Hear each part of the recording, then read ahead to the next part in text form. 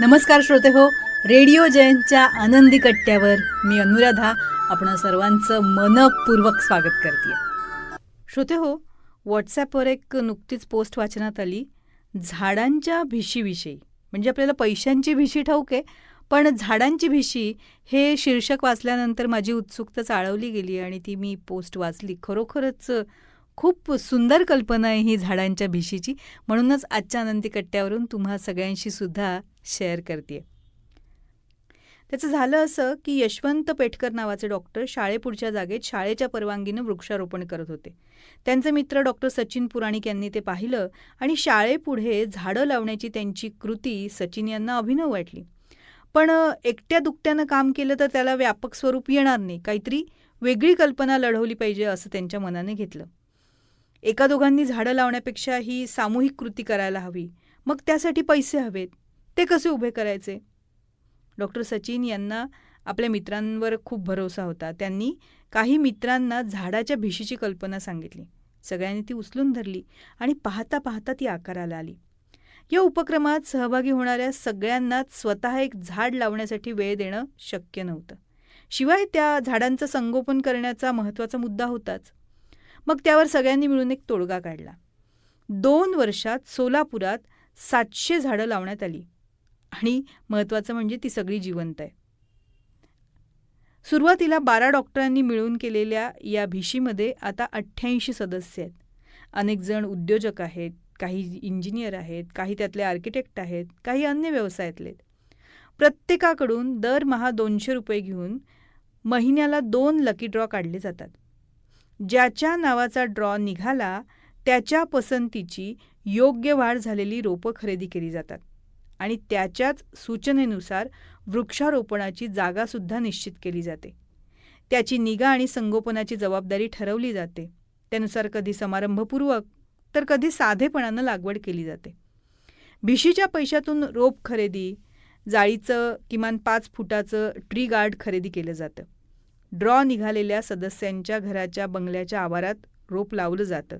तिथे जागा नसेल तर मग एखाद्या शाळेमध्ये किंवा अन्य सार्वजनिक ठिकाणी ते लावलं जातं. सोलापुरातले विविध शाळा या मंडळींना आपल्या शाळेमध्ये वृक्षारोपणाची विनंती करतात.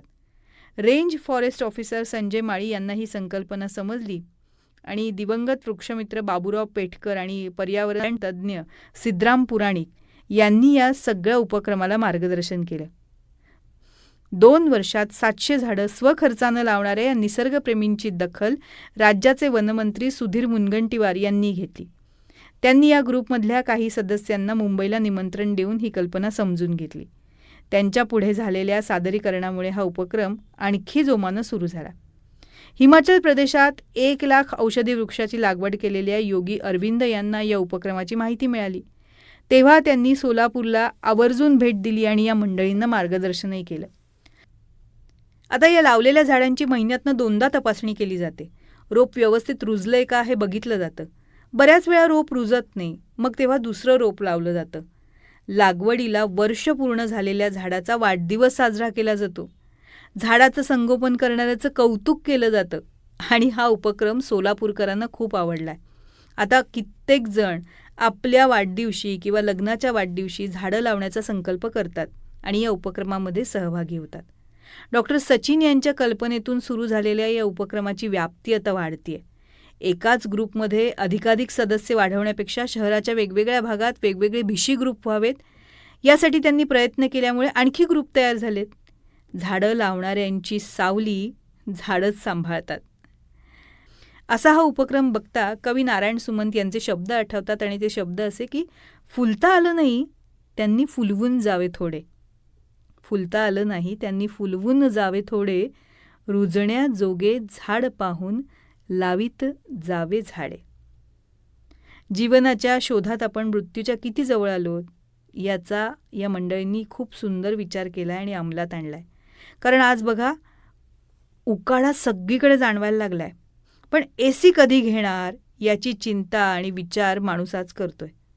भारतात 500 कोटी झाडांची गरज आहे. ही फक्त सुरुवात आहे. 45 सेंटीग्रेड ते 49 सेंटीग्रेड हे तापमान 55 ते 60 सेंटीग्रेड व्हायला वेळ लागणार नाही. 56 सेंटीग्रेडवर मानव जगणार नाही हे आपल्याला समजून घ्यावंच लागेल. आणि आत्तापासूनच हे होऊ नये म्हणून तयारी करावी लागेल. रोपं लावावी लागतील, झाडं जगवावी लागतील, वाढवावी लागतील. म्हणूनच आत्तापासून एक झाड लावा. कारण एक झाड मोठं होण्यासाठी 5 ते 7 वर्ष लागतो. आता पाऊस येणार आहे. 2 झाडं तरी नक्की लावा या पावसाळ्यामध्ये. सगळं काही सरकारवर आपल्याला सोडून देता येणार नाही. त्यासाठी आपण स्वतः पुढाकार घेणंही गरजेचं आहे. तेव्हा श्रोते हो, हा होता आनंदी कट्ट्यावरचा आजचा सुंदर विचार. तुम्हाला तो कसा वाटला याविषयीची तुमची कमेंट बॉक्समध्ये नक्की लिहा. आणि त्याचबरोबर रेडिओ जयंतचे दर्जेदार कार्यक्रम ऐकण्यासाठी रेडिओ जयंत लाईक करा, शेअर करा आणि सबस्क्राईब करा. रेडिओ जयंतचं सबस्क्रिप्शन फ्री आहे. आणि त्याचबरोबर नोटिफिकेशनसाठी बेल आयकॉनवर क्लिक करायला सुद्धा विसरू नका.